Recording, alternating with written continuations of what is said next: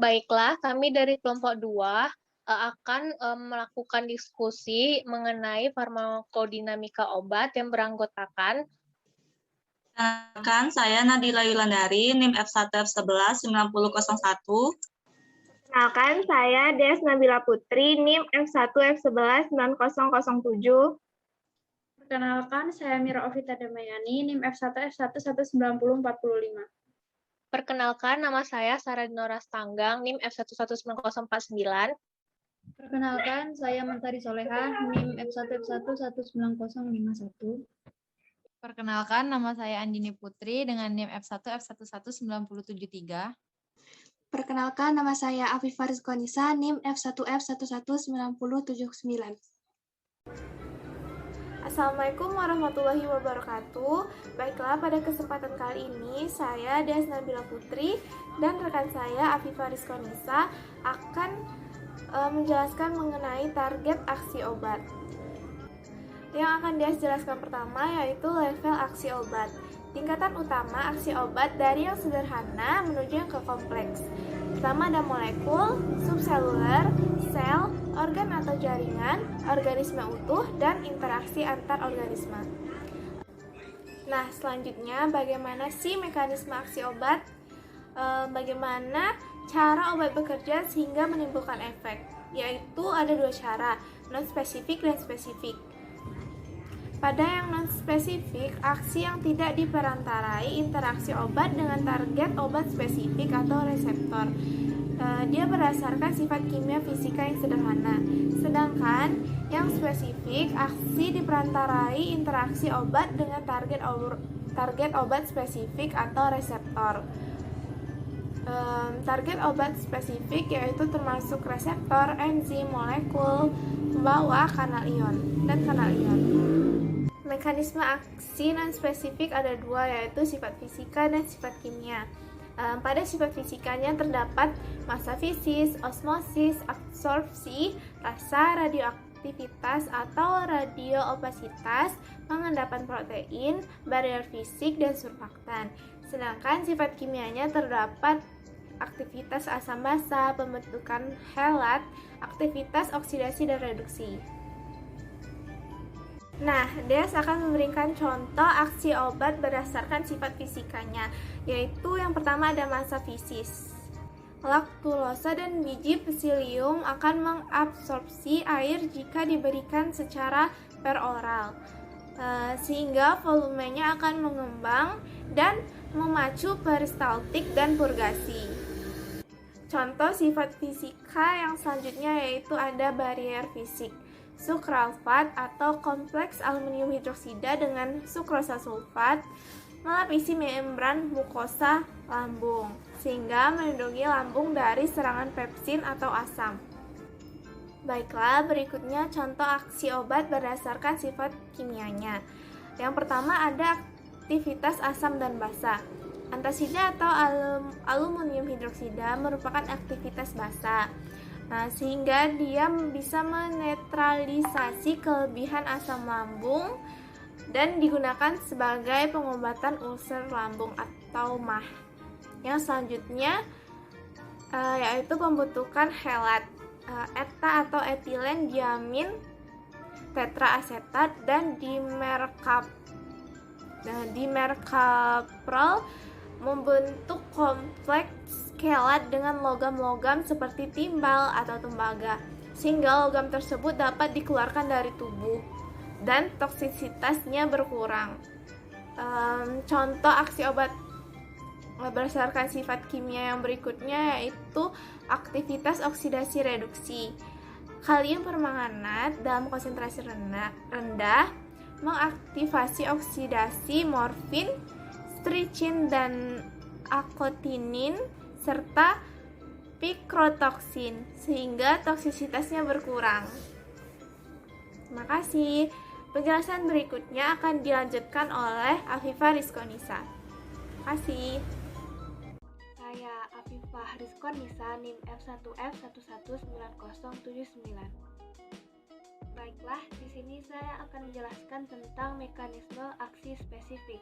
Aksi yang diperantarai oleh interaksi obat dengan target obat spesifik. Adapun target aksi spesifik yaitu enzim, kanal ion, molekul pembawa, dan reseptor. Yang pertama yaitu enzim. Obat bekerja pada enzim dibagi menjadi dua berdasarkan mekanisme aksinya, yaitu 1. Inhibitor kompetitif, menghambat secara kompetitif kerja enzim sebagai substrat analog. Contohnya yaitu nestigmin, organofosfat menghambat enzim kolinesterase. Kemudian aspirin dan NSAID menghambat enzim siklooksigenase. 2. Substrat palsu, fluorourasil mengganti urasil sebagai intermediat pada biosintesis purin, menghambat sintesis DNA dan pembelahan sel terhenti. Yang kedua yaitu kanal ion, yang merupakan suatu saluran yang menjadi tempat masuk keluarnya ion melalui membran, bersifat selektif terhadap ion tertentu. Selanjutnya yang ketiga yaitu molekul pembawa. Obat dapat bekerja dengan menghambat kerja suatu molekul pembawa atau carrier atau transporter. Protein yang bertindak sebagai pembawa biasanya berbobot molekul besar dan berada di membran sel atau melintasi membran. Protein ini bekerja dengan merubah konformasinya, di mana salah satu sisinya dapat berikatan dengan senyawa yang dibawanya, sehingga dapat melintasi membran. Selanjutnya yang terakhir yaitu reseptor. Reseptor merupakan target aksi obat yang utama dan paling banyak. Reseptor didefinisikan sebagai suatu makromolekul seluler yang secara spesifik dan langsung berikatan dengan ligan, seperti obat, hormon, dan neurotransmitter, untuk memicu proses biokimia antara dan di dalam sel sehingga menghasilkan efek. Perkenalkan, nama saya Andini Putri dengan NIM F1 F11973 dari Prodi Farmasi Fakultas Kedokteran dan Ilmu Kesehatan Universitas Jambi. Jadi pada hari ini saya akan menjelaskan tentang jenis interaksi obat dengan reseptor. Pertama, saya akan menjelaskan apa itu reseptor. Jadi reseptor itu adalah suatu makromolekul seluler yang secara signifikan itu langsung bekerja dengan ligan atau berikatan langsung dengan ligan, mau itu obat, hormon, dan neurotransmitter, untuk memicu signalis kimia, baik itu di antara sel maupun di dalam sel, untuk menimbulkan efek. Sedangkan untuk fungsi reseptor sendiri itu adalah untuk mengenal dan mengikat ligan, terus meneruskan signal kimia itu ke dalam sel melalui perubahan permeabilitas membran, pembentukan second messenger, dan mempengaruhi transkripsi gen. Untuk beberapa istilah penting itu yang pertama ada ligan, yaitu molekul spesifik obat yang dapat mengikat reseptor. Yang kedua itu ada afinitas, itu kemampuan ligan untuk mengikat reseptor. Jadi semakin besar afinitasnya itu, semakin mudah berikatan dengan reseptor. Seperti itu. Yang ketiga ada efikasi, itu perubahan atau efek maksimal yang dapat dihasilkan oleh suatu obat. Yang selanjutnya adalah afinitas, itu kemampuan obat untuk berinteraksi dengan reseptor. Jadi ikatannya itu ada 3 ikatan reseptor. Yang pertama itu ada ikatan kovalen, itu ikatan yang sangat kuat. Yang kedua ada elektrostatik, itu ikatan yang umum, yang pada umumnya gitu. Yang ketiga ada hidrofobik. Yang hidrofobik ini adalah ikatan yang paling lemah. Selanjutnya adalah potensi, yaitu dosis relatif 2 agonis atau lebih untuk memproduksi kekuatan efek yang sama. Jadi jenis-jenis ikatan obat dengan reseptor ini terbagi menjadi 2. Yang pertama ada agonis, yang kedua ada antagonis. Yang lebih dalamnya akan dilanjutkan oleh teman saya. Untuk agonis ini sendiri adalah jika obat ini berikatan dengan reseptor dan menghasilkan atau menimbulkan efek. Dia berikatan dengan reseptor, itu dia mengaktifkan reseptor sehingga menghasilkan sinyal untuk mengeluarkan efek terapi. Sedang untuk antagonis ini sendiri itu di mana obat berikatan dengan reseptor namun tidak mengaktifkan reseptor tersebut untuk menghasilkan sinyal atau mengaktifkan sinyal. Antagonis juga mengganggu agonis dalam mengaktifkan reseptor, dan juga obat ini yang mengurangi aksi dari. Cukup sekian dari saya ucapkan terima kasih. Baiklah, saya Mentari Soleha akan menjelaskan mengenai agonisme. Nah, jadi agonisme itu merupakan senyawa yang bila berinteraksi langsung dengan reseptor akan menimbulkan efek. dalam menghasilkan respon fisiologi atau seluler itu melalui dua cara, agonisme langsung dan agonisme tak langsung. Agonisme langsung merupakan respon yang berasal dari interaksi agonis dengan reseptornya, sehingga menyebabkan perubahan konformasi reseptor dan reseptor pun aktif. Lalu menginisiasi proses biokimiawi sel. Interaksinya bisa berupa stimulasi atau penghambatan respons seluler. Proses agonisme langsung ini juga merupakan hasil aktivasi reseptor oleh obat yang mempunyai efikasi atau senyawa intrinsik. Contoh dari agonisme langsung yaitu aktivasi pada adrenalin terhadap reseptor adrenergik yang menyebabkan kontraksi otot polos vaskuler. Kemudian agonisme tak langsung. Agonisme tak langsung merupakan senyawa obat yang mempengaruhi senyawa endogen dalam menjalankan fungsinya, melibatkan proses modulasi atau potensiasi efek senyawa endogen. Umumnya, agonisme tak langsung ini bersifat allosterik. Contohnya, benzodiazepin dan barbiturat pada reseptor GABAA yang memperkuat aksi GABA pada reseptor tersebut. Ada dua tipe agonis. Agonis penuh, yaitu agonis dengan efikasi maksimal, dan agonis parsial, yaitu agonis dengan efikasinya yang kurang maksimal. Contoh obat agonis adalah aripiprazol atau antipsikotik, yaitu partial agonis dari reseptor dopamin. Skizofrenia gejala positif, yaitu kelebihan dopamin pada jalur mesolimbik, sehingga penambahan partial dapat menjadi antagonis dopamin. Dan skizofrenia gejala negatif, yaitu kekurangan dopamin pada jalur mesokortikal. Dengan penambahan partial agonis akan berfungsi sebagai agonis fungsial. Sekian, terima kasih. Assalamualaikum warahmatullahi wabarakatuh. Perkenalkan, saya Nadila Dilandari, NIM F1L11 9001. Di sini saya akan menjelaskan tentang jenis interaksi obat dengan reseptor yang pada bagian antagonis. Pengertian dari antagonis ini sendiri yaitu obat yang berikatan dengan reseptor namun tidak mengaktifkan reseptor untuk menghasilkan sinyal. Obat antagonis ini mengganggu agonis dalam mengaktifkan reseptor dan juga menghambat atau mengurangi aksi dari agonis. Berikut adalah gambar agonis dan antagonis. Lihat pada gambar bahwa agonis itu mengaktifkan reseptor, sedangkan antagonis itu dalam keadaan tidak mengaktifkan reseptor. Berikut adalah gambar kurva obat yang berikatan dengan reseptor pada bagian antagonis. Obat-obatan yang berikatan dengan reseptor fisiologis. Contohnya ada antasida. Antasida berfungsi untuk menetralkan lambung, dan juga ada manitol. Manitol ini adalah cairan infus yang biasanya digunakan untuk mengurangi tekanan dalam otak dan juga tekanan dalam bola mata. Sekian penjelasan dari saya. Apabila ada kesalahan saya mohon maaf. Saya akhiri. Wassalamualaikum warahmatullahi wabarakatuh. Assalamualaikum warahmatullahi wabarakatuh. Saya Mira Ovita Damayani, NIM F1S11945. Di sini saya akan menjelaskan beberapa teori tentang interaksi reseptor. Sebelumnya pasti kita bertanya-tanya kan, reseptor itu apa sih? Reseptor merupakan suatu molekul yang mengalami diaktifasi oleh hormon, sedangkan reseptor pada obat merupakan molekul lipoprotein yang berupa asam nukleik yang biasanya terdapat dalam sel makhluk hidup.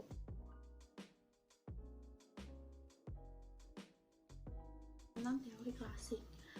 Teori klasik ini memiliki beberapa pengertian. Yang pertama dari Charm, Brown dan Vester tahun 1969 yang menyatakan bahwa suatu aktivitas biologi suatu senyawa adalah fungsi dan struktur kimianya, dan obat berinteraksi pada sistem biologis yang mempunyai sifat dan karakteristik.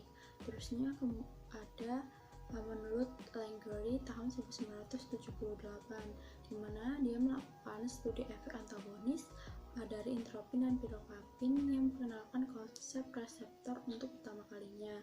Kemudian ada penelitian menurut Ehrlich tahun 1907. Dia menggunakan konsep corpora non agent miscei fixata yang menyatakan bahwa obat tidak akan bekerja apabila dia tidak akan mengikat reseptor.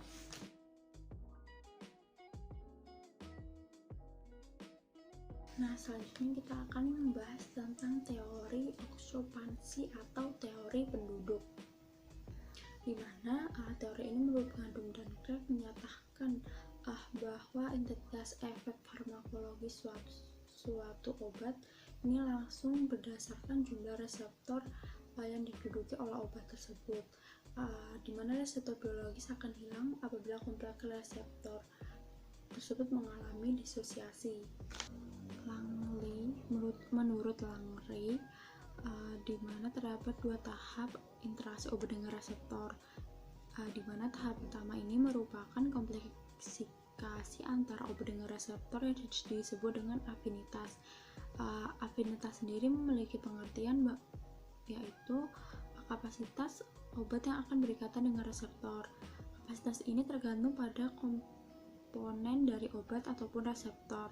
Kemudian tahap kedua yaitu adanya inhalasi dari efek biologis yang disebut dengan aktivitas interaksi atau efikasi.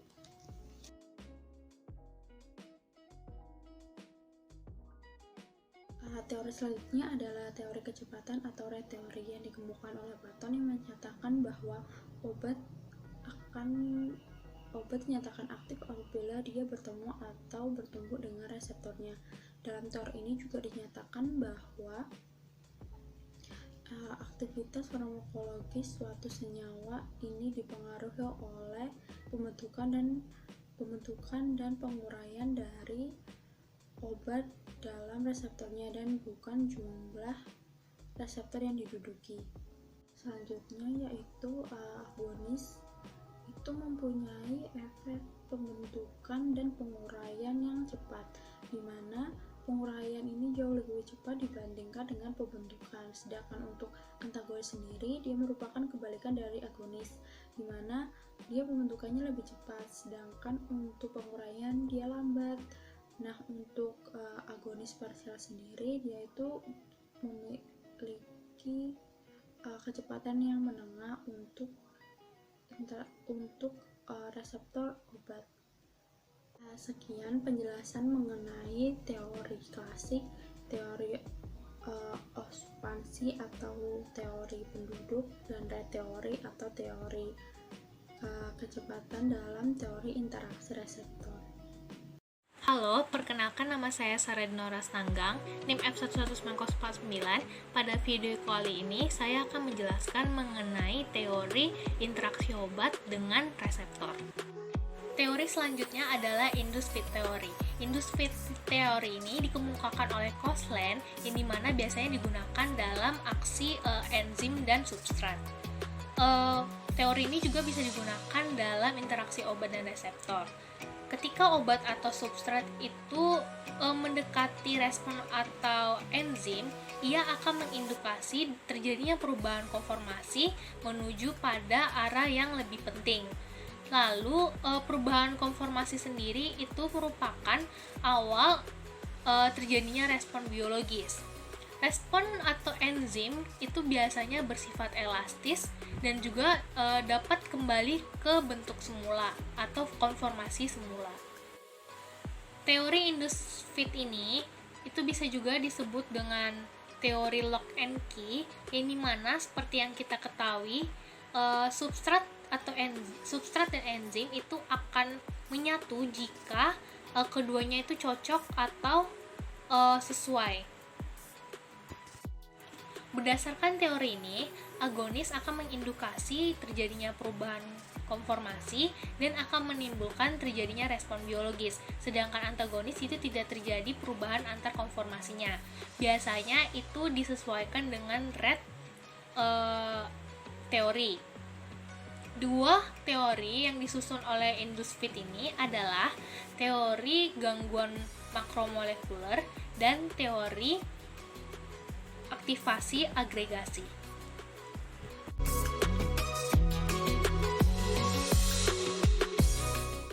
Teori yang kedua itu adalah teori gangguan makromolekuler atau disebut dengan macromolecular perturbation theory. Itu biasanya menggunakan fleksibilitas di mana interaksi obat dengan reseptor itu terbagi atas dua tipe menurut value, yaitu yang pertama adalah specific conformational perturbation dan yang kedua adalah non-specific conformational perturbation. Untuk spesifiknya, di mana ikatan molekul akan bereaksi dengan respon biologis, sedangkan non-spesifiknya ikatan molekul tidak akan bereaksi dengan respon biologis. Agonis memiliki afinitas untuk reseptor dan mengubah protein reseptor sedemikian rupa untuk menghasilkan stimulus yang memunculkan perubahan fungsi sel. Sedangkan untuk antagonis sendiri, antagonis tidak mempunyai efikasi intrinsik dan tidak mempunyai suatu bagian reseptor. Antagonis ini secara efektif menyebabkan dilusi konsentrasi reseptor, yang dimana antagonis bersifat irreversibel mempunyai efek melepaskan reseptor dari sistem.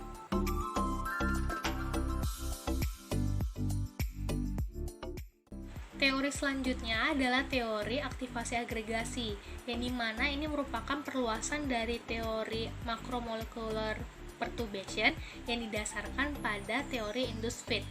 Teori ini dikemukakan oleh Chance dan Carlin. Suatu reseptor yang berada dalam keseimbangan dinamika antara reseptor aktif atau RO yang berperan dalam menimbulkan efek respon biologis dan bentuk tidak aktif atau TO. Agonis akan mengubah keseimbangan menjadi aktif, antagonis akan berikatan dengan bentuk inaktifnya, dan partial agonis itu akan berikatan dengan kedua konformasi tersebut. Jika suatu obat berperan dalam macromolecular perturbation, maka ia akan menghasilkan dua campuran yang kompleks yang disebut dengan agonis parsial. Teori ini bisa menjelaskan kemampuan dari agonis parsial yang mempunyai dua sifat, yaitu agonis dan antagonis. Jika ada dua binding site dan konformasi yang berbeda, maka dapat dijelaskan perubahan struktur dalam suatu molekul senyawa, dan bisa juga dijelaskan mengapa agonis itu dapat memiliki respon biologis, sedangkan antagonis itu tidak memiliki respon biologis. Dalam model ini, agonis binding site yang berada pada RO itu bisa berbeda dengan antagonis binding site yang terdapat pada TO. Berdasarkan materi yang sudah dipelajari mengenai target aksi obat, jenis interaksi obat reseptor, dan teori interaksi reseptor, hal tersebut memunculkan beberapa pertanyaan di antaranya. Baiklah. Nah, dalam diskusi kita kali ini kan berkaitan dengan interaksi obat dengan reseptor, dan sebelumnya juga sudah kita bahas. Yang menjadi pertanyaan saya, bagaimana obat tersebut bekerja tanpa melalui reseptor? Apakah bisa dan bagaimana mekanismenya? Baiklah, saya akan mencoba menjawab.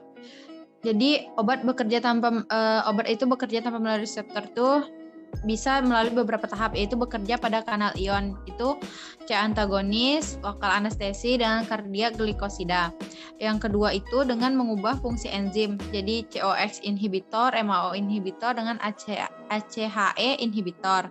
Yang ketiga itu bekerja pada sistem transporter, yaitu selektif serotonin, reuptake inhibitor, atau inhibitor of NA2CL K-symporter atau loop diuretik. Yang keempat bekerja pada sinyal transduksi protein, yaitu tirosin kinase inhibitor dengan tipe 5 fosfodiesterase inhibitor. Yang kelima adalah mekanisme unkonvensional. Maka dari teman-teman ada beberapa tambahan lagi. Jika tidak ada tambahan, akan masuk ke pertanyaan selanjutnya. Tidak ada. Jadi dipersilakan untuk pertanyaan selanjutnya. Untuk pertanyaan selanjutnya itu mengenai jenis interaksi obat dengan reseptor, di mana di dalam jenis itu kan ada ikatan hidrofоб. Dalam ikatan hidrofób itu akan terjadi penggabungan daerah nonpolar obat dengan daerah nonpolar reseptor biologis atau kedua gugus nonpolar. Bagaimana jika daerah tersebut berada atau dikelilingi pada lingkungan yang molekul air? Karena seperti kita ketahui, sifat dari nonpolar adalah yang sukar air. Apa yang akan terjadi? Terima kasih. Baik, saya akan mencoba menjawab pertanyaan dari Sarah, di mana ikatan hidrofób itu merupakan salah satu ikatan yang penting dalam proses penggabungan daerah nonpolar, di mana daerah nonpolar yang molekulnya tidak larut dalam air, dan molekul-molekul air di sekelilingnya akan bergabung melalui ikatan hidrogen nantinya, karena pada ikatan hidrofób itu tidak bergabung. Ketika ikatan hidrogen akan terbentuk ikatan hidrogen, struktur akuasi kristalis itu bila ada dua daerah nonpolar seperti gugus hidrokarbon, molekul obat, dan daerah nonpolar reseptor, maka mereka akan bersama-sama dalam lingkungan air. Maka akan mengalami suatu penekanan sehingga jumlah molekul air yang ada pada kotak dengan daerah-daerah nonpolar tersebut menjadi berkurang. Akibatnya struktur kuasi kristalin akan pecah menghasilkan entropi yang digunakan untuk isolasi struktur nonpolar, di mana peningkatan energi bebas ini dapat menstabilkan molekul air sehingga tidak kontak dengan daerah nonpolar. Penggabungan demikian itu biasanya disebut dengan ikatan hidrofób.